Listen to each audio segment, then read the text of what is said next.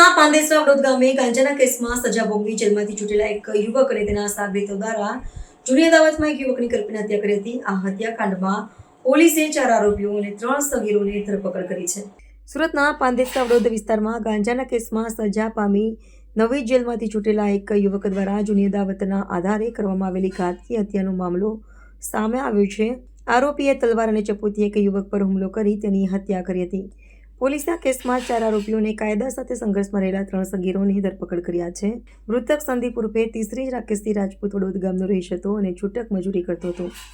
4 September 2025ની બપોરે આશરે 1:30 વાગે તે વડોદ ગામ પાસે આવેલી ભોલે ટોકીઝ પાસેથી પસાર થઈ રહ્યો હતો. તે સમયે ગાંજા કેસના આરોપી અવધેશ સહાની અને તેના સાથીઓએ તલવાર અને ચપ્પુથી તેના પર હુમલો કર્યો.